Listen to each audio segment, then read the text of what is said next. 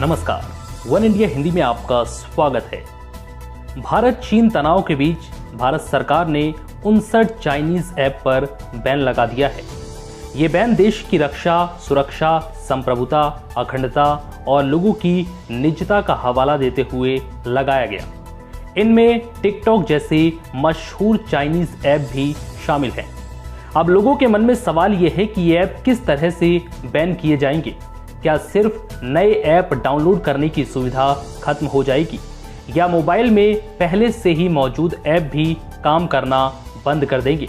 सरकार के फैसले के हिसाब से आपको 10 पॉइंट्स में समझाते हैं कि अब आगे क्या होगा, क्यों लिया गया ये फैसला, कैसे लागू होगा और इसका आप पर क्या असर पड़ेगा। नंबर 1, आईटी एक्ट की धारा 69A के तहत केंद्र सरकार ने यह फैसला लिया है।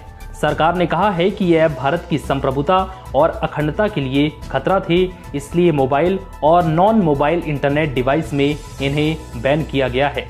नंबर 2, सूचना एवं प्रौद्योगिकी मंत्रालय की तरफ से बताया गया है कि उन्हें मोबाइल ऐप के गलत इस्तेमाल की जानकारी मिल रही थी। यूजर्स का डेटा भारत से बाहर ट्रांसफर किया जा रहा था, इसलिए ये बैन लगाया गया।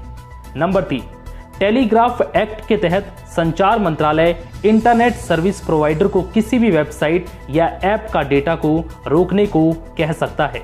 इन सभी ऐप का डेटा अगले 1 दिन में रोक दिया जाएगा।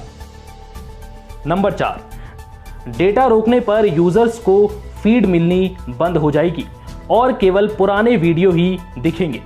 चीन में इसी तरह गूगल, फेसबुक पर रोक लगी है। नंबर 5, अब मामला एक समिति के पास जाएगा। मंत्रालय के संयुक्त सचिव इसके अध्यक्ष हैं। अन्य मंत्रालयों के प्रतिनिधि इसमें शामिल हैं। प्रतिबंधित ऐप समिति के सामने अपना पक्ष रख सकती हैं।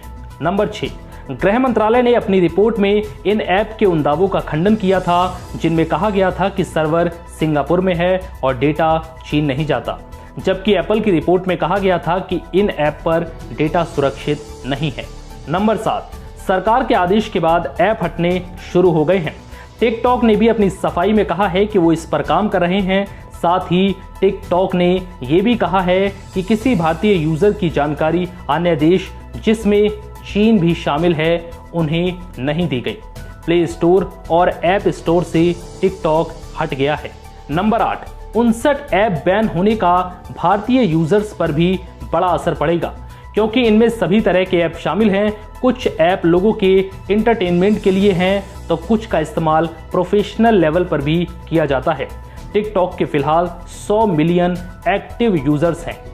नंबर 9, ये ऐप भले ही चीनी हो, लेकिन इनसे भारतीय लोगों का रोजगार भी चलता है।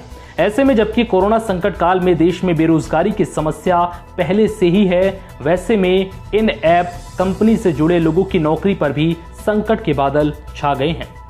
नंबर 10, एक सवाल यह है कि क्या इन ऐप पर बैन परमानेंट होगा या कुछ वक्त के लिए। अब ये कमेटी तय करेगा। प्रतिबंध ऐप अपना जवाब देंगे, जिस पर विचार के बाद आगे का फैसला लिया जाएगा।